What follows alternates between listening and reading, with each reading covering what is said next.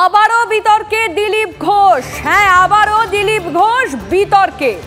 এবার রাজা ভেবে রাজপুরুষের মূর্তিতে মালা পরালেন বর্ধমান দুর্গাপুরের বিজেপি প্রার্থী, দিলেন জয়ধ্বনিও। বর্ধমানের রাজা ভেবে রাজপরিবার ঘনিষ্ঠ বনবিহারী কাপুরের মূর্তিতে মালা দেন দিলীপ। মালা দিয়ে মহারাজ উদয় চাঁদ অমর রহে বলে স্লোগান তোলেন। ভুল ধরিয়ে দিলেন দিলীপ ঘোষ। তারপরে দিলীপ বলেন, এখানে আবার কাপুর এলো কোথা থেকে, যা নিয়ে ফের তৈরি হয়েছে বিতর্ক।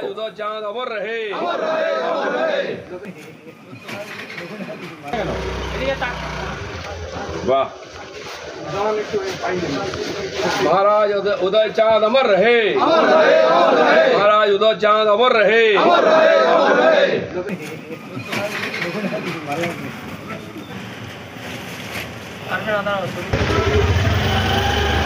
কাপুর করতে গেল,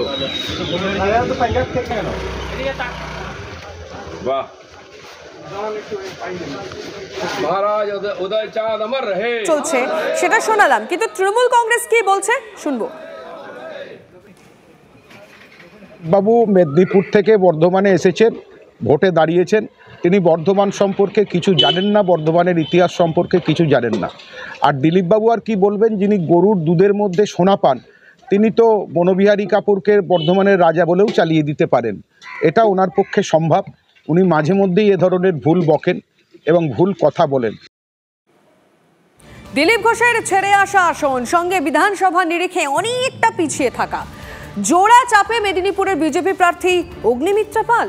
চ্যালেঞ্জের মধ্যেই অবশ্য লোকসভার জয় দিয়েই বাংলার মসনদ দখলের হুঁশিয়ারি দিচ্ছেন অগ্নিমিত্রা। দিলীপ ঘোষ তিনি 2019 সালে তিনি যে ভোটে জিতেছিলেন, মোটামুটি বোধহয় ওই 89,000-এর মতো ভোটে জিতেছিলেন, কিন্তু আবার 2021-এ গিয়ে এই সিটটাতেই আপনারা প্রায় সব মিলিয়ে 93,000-এর মতো ভোটে পিছিয়ে গেছেন আর কি। এবং সেখানে তখন এই কেন্দ্রীয় বাহিনী টাহিনী সব ছিল আর কি। ফলে আপনাকে প্রায় 1 লাখ ভোটে আপনি পিছিয়ে থাকা অবস্থায় লড়াই শুরু করছেন। এই জায়গাটা আপনাকে মেকআপ করতে হবে, অথচ আপনি টার্গেট রেখেছেন আগের বারের থেকে ডবল মার্জিনে জিতবেন। এটা কেন? মানে কোথাও গিয়ে কি আপনার অপোনেন্টকে আপনি মনে করছেন যেহেতু জুন মালিয়া, সেই জন্য খুব একটা গুরুত্ব দিচ্ছেন না, ডবল হয়ে যাবে এরকম ধরে নিচ্ছেন। বিধানসভার ভোটের ইকুয়েশন আলাদা, পার্লামেন্ট ভোটের ইকুয়েশন আলাদা, এবং তারপরে এই সরকারের প্রতিদিন আমরা 1 ধাপ করে এগোচ্ছি, আর এই মমতা সরকার 5 ধাপ করে পিছোচ্ছে। আজকে ধরুন যে ইস্যুস নিয়ে আমরা মাঠে নেমেছি বা রাস্তায় নেমেছি, যদিও বা এটা লোকসভার ভোট, দেশের ভোট, কিন্তু আজকে this is a prelude to 26। আজকে আমরা যদি ভালো রেজাল্ট করি তবেই আমাদের সরকার, আমরা স্বপ্ন দেখছি যে মোদী সরকার হবে 26-এ।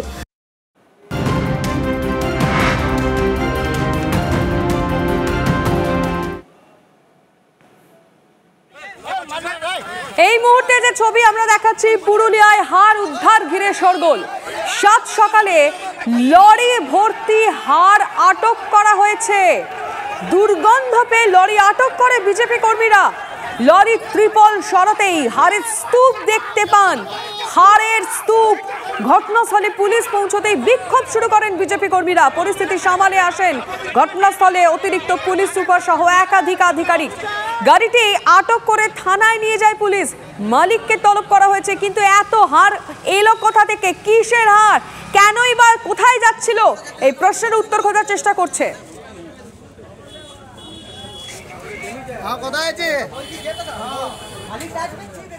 এই মুহূর্তে আরো একটা খবর জানিয়ে রাখি, মহেশতলায় শাশুড়িকে খুনের অভিযোগ। জিনজিরা ফাঁড়িতে খুন করে আত্মসমর্পণ করেছে গৃহবধূ। বৃদ্ধ শাশুড়ির দেহ উদ্ধার করেছে পুলিশ, তদন্ত শুরু হয়েছে।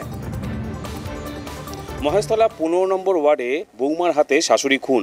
যেমনটা স্থানীয় সূত্র থেকে জানা যাচ্ছে, বৌমা ভারতী নস্কর এবং শাশুড়ি যমুনা নস্করের মধ্যে প্রায়শই গণ্ডগোল লেগে থাকতো, এবং গতকাল রাত্রির বেলায়ও তুমুল গণ্ডগোল হয় দুজনের মধ্যে। আজ সকালবেলায় বৌমা জিঞ্জিরা বাজার ফাঁড়িতে গিয়ে তিনি আত্মসমর্পণ করেন এবং বলেন তারই হাতে শাশুড়ি খুন হয়েছে এবং তিনিই সেই খুন করেছে। এবং তারপরেই কিন্তু তড়িঘড়ি পুলিশ ঘটনাস্থলে যায় এবং শাশুড়িকে উদ্ধার করে হসপিটালে নিয়ে গেলে তাকে মৃত বলে ঘোষণা করা হয়। যদিও কিভাবে খুন করেছে এখনও পরিষ্কার নয়, কারণ শাশুড়ির মাথার পিছনে আঘাতের চিহ্ন রয়েছে। গোটা ঘটনা তদন্ত করছে জিঞ্জিরা বাজার থানার পুলিশ এবং বৌমাকে জিজ্ঞাসাবাদ করছে। মহেশতলা থেকে সৌভিক সরকার, TV9 বাংলা।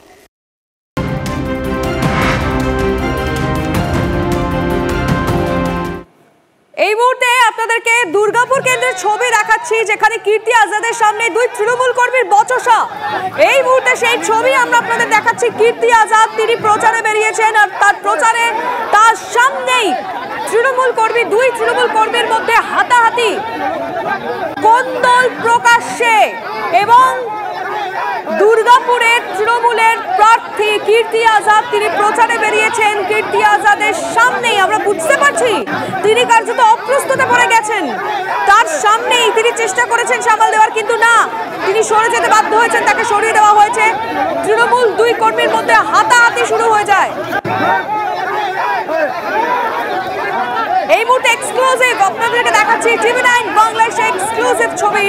আমরা দেখছি রবিবার সূর্য প্রচার সকাল থেকে বিভিন্ন জায়গায় প্রার্থীরা প্রচারে বেরিয়ে পড়েছেন। যারা হেভিওয়েট প্রার্থীরা রয়েছেন প্রত্যেকে সবাই বেরিয়ে পড়েছেন, নিজেদের মতো প্রচার ছাড়ছেন। কিন্তু একই প্রচারের মাঝে কি ছবি দেখতে হচ্ছে?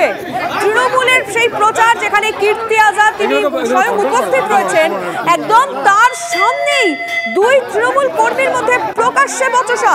আমি আমাদের রিপোর্টারের সঙ্গে কথা বলবো। এই মুহূর্তে টেলিফোন লাইনে জয়ন্ত রয়েছে। জয়ন্ত, কি এমন হয়েছিল যে এই তৃণমূল কর্মী রীতিমতো হাতাহাতি শুরু করে দিলেন কীর্তি আজাদের সামনে?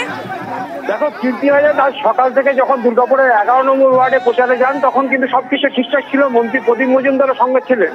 এরপরে যখন 12 নম্বর ওয়ার্ডে উনি প্রচারে যান, 12 নম্বর ওয়ার্ডে তৃণমূলের দুটো গোষ্ঠী আছে, যেটা দুর্গাপুর ইস্পাত কারখানার ঠিকা শ্রমিক সংগঠনের আগের যারা ক্ষমতায় ছিল তারা, এবং বর্তমানে যে গোষ্ঠী ক্ষমতায় আছে তাদের মধ্যে দুটো গোষ্ঠী আছে।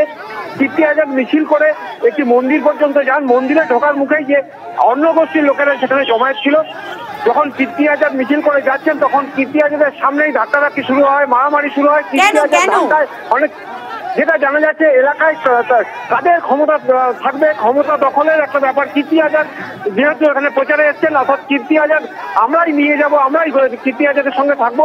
আর এক গোষ্ঠী যাচ্ছে না, আমরা যেহেতু আগে থেকে ক্ষমতায় ছিলাম আমরাই এলাকায় সংগঠন করি। অর্থাৎ তৃণমূলের দুটো গোষ্ঠী নিজেদের এলাকায় এখানেও কি জয়ন্ত আদিনব্য লড়াই তৃণমূলের? আদি নব্য লড়াই এইভাবে বলা যাবে না। যে গোষ্ঠীগুলো আছে এখানে কিন্তু তৃণমূলের শ্রমিক সংগঠন, অর্থাৎ শ্রমিক সংগঠন দুর্গাপুর ইস্পাত কারখানার শ্রমিক সংগঠনে এখানে কিন্তু অনেক মধু আছে, বিরোধীরা বলে প্রচুর টাকার খেলা হয়, ক্ষমতা দখলের একটা লড়াই আছে।